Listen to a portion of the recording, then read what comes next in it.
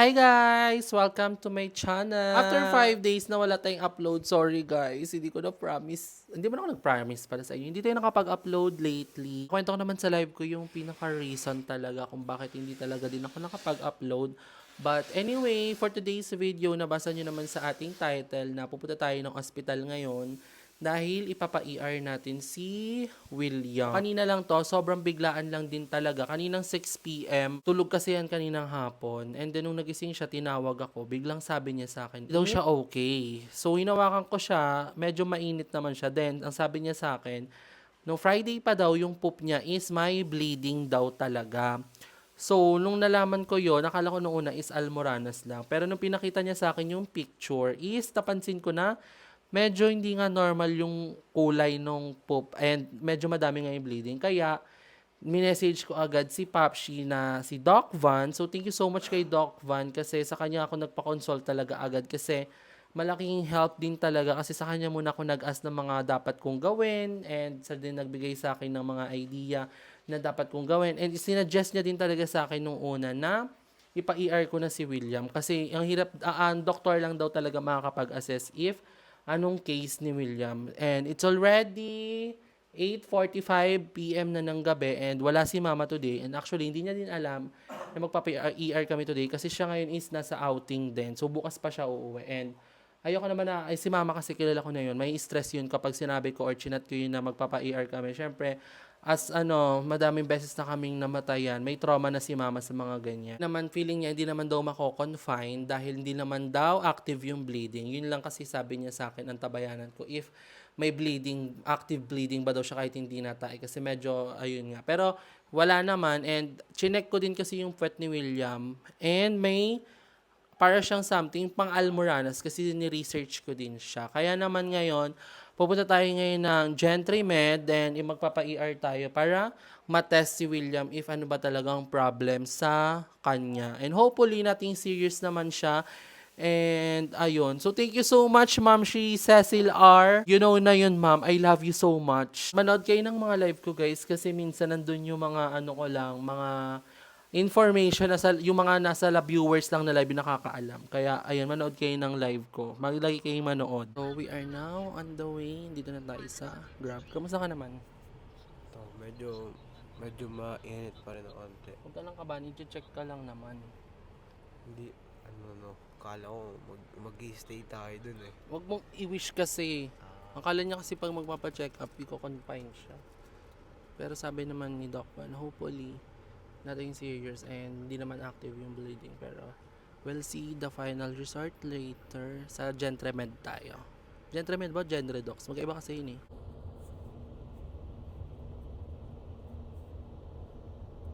For I know ba?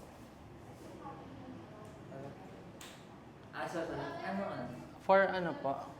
I'm currently at the bathroom and ayan, nandito na tayo sa GentryMed and kukuhaan siya ng laboratory. So, hopefully, clear naman lahat and nothing serious.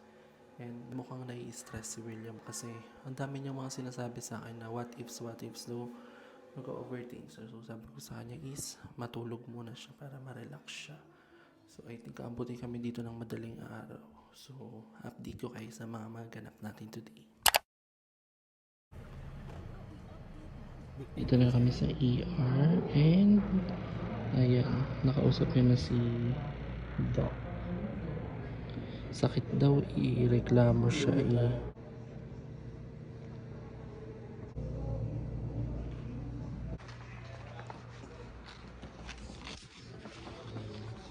Hi guys! So nakakalabas na kami ng ER ni William and right now papapunta kami ngayon sa Mercury kasi no kami bibili nung binigay na reseta ni Doc and mamaya pag uwi natin sabihin ko sa inyo kung ano yung findings ng kanyang eksena dahil nga sa blood sa tae niya or sa poop pala, sorry sa mga kumakain. So i-update ko kayo.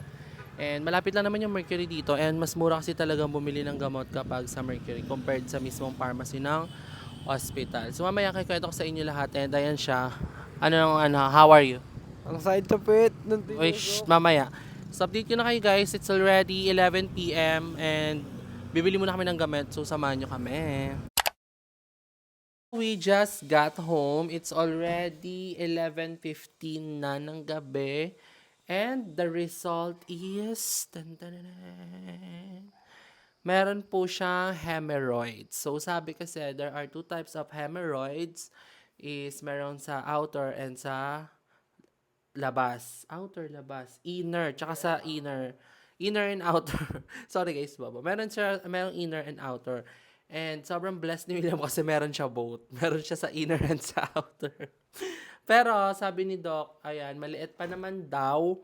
And mostly daw kasi kapag ganyan is inooperahan daw talaga. Pero sabi ni Doc, ooperahan lang daw yan kapag uncomfy na. Like, kasi na-activate daw talaga ang hemorrhoid. So, ayun, bumabalik siya kapag hindi siya pinapa-operahan. Pero ngayon, since first time pa lang ni William and sabi niya na-activate niya, sabi sa kanya ni Doc na kapag daw uncomfy na siya yung feeling niya, hassle na for him, and hindi naman daw masakit yung operation. I mean, hindi naman daw ganun ka-hassle and madali lang daw yung operation. So, isa yun sa mga sinuggest sa kanya ni Doc. So, kanina, tinusok yung puwet niya. Halika dito yan, ano mo sa kanila. Kanina, tinusok yung puwet niya. Pakasakit, parang parang may malamig na pumasok sa pet ko tapos biglang dinukot to, parang ginanon no, sakit ka mo. Parang nagulat ako bigla, di ba? Aray siya ng aray. Actually, pagdating doon ni Doc, may nilagay sa kamay niya. Anong kulay? Puti eh. Di ko alam kung lubricant yun or gamot. Kasi nga, sabi, tutusukin daw yung puwet niya. Tapos, mga siguro good for 1 minute or 30 seconds, 45 seconds. Ginaganon yung puwet niya. Sakit. Tapos, ayun, sabi ni Doc, okay, confirm na meron siyang hemorrhoids. Tapos, ayun, nirestahan lang kami ngayon ng ating gamot, which is ito. Nirestahan siya ng Daflon, Diarmin plus, Hespedarizim, for 1 month to, guys. So, 96 pieces yung pinabili ni Docs kasi nga good for 1 month siya. And then, meron ding paracetamol. And sabi din sa kanya ni Doc, is kailangan niya daw tawag doon? Parang i-steam niya yung puwet niya. Lalo daw kapag masakit, ibababad yung sa puwet ng 10 to 15 minutes. And then, kailangan niya daw yung mga, ngayon, is kailangan niyang rich in fiber diet. So, which means, bawal ka muna sa mga karne. Ay, ganun, bawal dyan. Ano muna? Kaya ang mga rich in fiber na pagkain, alam ko, is apple, mga vegetable, mga green vegetable, alam ko, rich in fiber yan. And, ayun, actually, sabi ni Doc pa, sabi niya kasi meron din daw pala siyang, nung pagtain niya is color black. Pero kumain kasi siya nun ng pusit nun. So, possible daw na dahil lang din nun. Pero pag naulit daw, tas wala siyang kinain na adobong pusit, tas may ganun uli, picturean daw para malaman daw ni Doc. Kasi, ibig sabihin daw nun, kapag may color black sa poop mo, is may inner bleeding ka sa colon mo. So, which is, hindi yun maganda. And hopefully, paggaling ni William, is hindi na bumalik para hindi siya mahirapan. Kamusta naman? Ito, sinabi sa akin na baka daw, kapag daw bumalik o operahan, doon na nakabahan. Hinabahan ako, syempre. Kasi alam niyo guys, napansin ko kasi din dito, hindi mahilig talaga to magtubig. Hilig ako. Hindi tubig niya yung maliit na baso. So, feeling niya, pag nakainom siya ng 5, madami na. Ang kailangan na iniinom per day ng 3 to 4 liters a day. Kaya nga sabi ko sa'yo, doon siya sa tumbler uminom. Bago pa siya magganyan-ganyan, sinabihan ko na yun, hindi siya mahilig magtubig. Ayan. Tapos, sabi din sa kanya ni Doc, totoo daw talaga na tigilan ng pagsi-cellphone pag tumatay kasi mas di ka focus sa pag-poop mo. At the same time, mas lalo mong pino-force yung pag pino-force mo daw kasi yung pag-poop mo, dun daw nag-aano ng friction, which is yun nagkakos ng hemorrhoids sa atin. So, ayun. Ngayon, hindi pa po din po alam ni Mama na galing kaming ospital. So, pag napanood ito, Mama, shoutout sa'yo. Hindi namin sasabihin sa'yo. Magugulat talaga siya naka-upload to. At mapapasabi, kasi hindi ko din talaga sinabi kay Mama. Kasi nga, nasa outing siya ngayon. And pag sinabi namin sa kanya sa chat na punta kami ng ER or hospital, may stress lang yun doon dahil nga may trauma na din si Mama pag may pinapa-hospital sa amin. Kasi sa nangyari sa papa ko, sa nangyari kay Kuya Lloyd. So, ayun. And ito pa, pag may sinabi ka kay Mama mo nararamdaman, sabihin mo din sa akin. Kasi si Mama, ang sinasabi lang sa kanya, ayaw daw siya papuntahin ng hospital. Di ba sabi sa'yo? Wag daw. Nung Friday pa pala, kanina lang din niya sinabi, sure ako, kung hindi umalis si Mama, hindi ko din malalaman. 'Di ba? Kasi syempre kay mama mo lang sasabihin eh. So, ayun lang naman. Thank you so much din. Shoutout kay Ma'am Shizazil. Yes. Yung Daflon is 52 pesos per ano siya. Oh, Per tablet. Yung paracetamol pa. Basta, natanong ko na lang kay Doc Van. Thank you so much din kay Doc Van. Talaga sobrang laking help niya. Pag may mga hindi ako maintindihan, siya lang din yung mga tatanungin ko. And, ayun. Update ko na lang kayo siguro. Pero right now, magpapahinga na si William. Pero mag-start ka ng uminom ngayon ng gamot. Hi guys, good morning. This is me the next day. It's already 8 a.m. in the morning. Actually, kanina pa akong 6 a.m. gising. Dahil, hindi mo ako nag-alarm. Pero dahil siguro, alam kong may inom ng gamot si William. Parang alam mo yung utak natin, natatak siya. Kailangan may gigising na ganyan-ganyan na gagawin.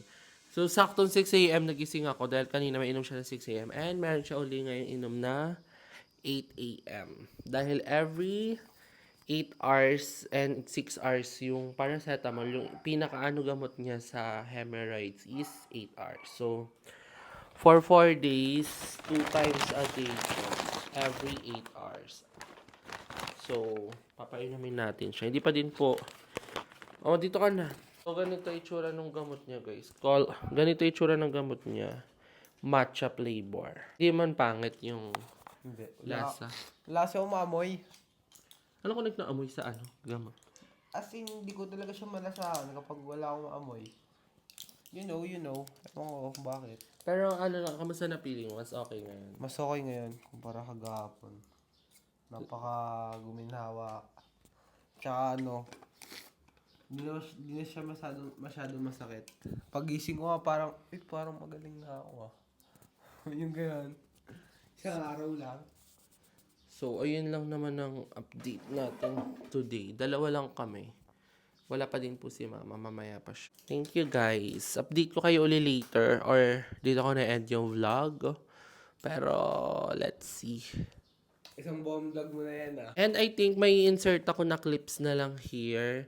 Dahil nakaraan, nakipag-meet ako sa mga friends ko. Dahil nga, sa mga nakakanood ng live ko. Nakwento ko doon yung reason kung isa din sa mga reason ba't di ako nakapag-upload ng mga nakaraan. So, ayun. Siyempre, chinismiss ko sa mga BFF ko ang aking life update dahil gano'n naman ako talaga. Hilig ko talaga yun. And ayun, I'm so happy na they are listening to my rants all the time, which is yun yung kailangan natin sa life na kahit hindi man sila mag-advise, pero alam natin nakikinig and validated tayo. Is ayun, okay na tayo doon. So I'm so grateful to my best friends. Hey you. Hey. Si Nay Darla naman, online friends ko na lang din si Nay Darla. Hindi kami nagkikita. Si Tito George, nilituan tayo ng gulay kasi nga kailangan ko kumain ng gulay na basta mataas sa fiber daw, ganito ganyan. Basta kakain na ako ngayon. Sabi mo ano yan, sa'yo?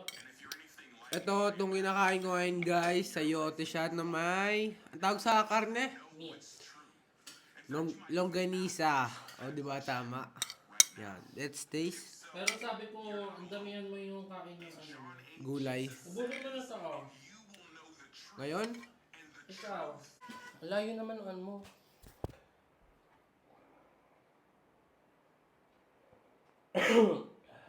first bite. Wala nakatakip yung kamay mo. Oo.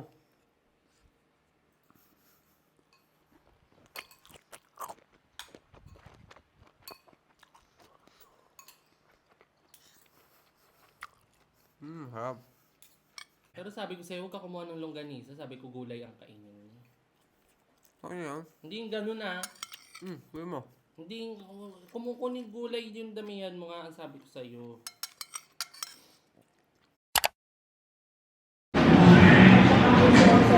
Cappuccino, red, ice.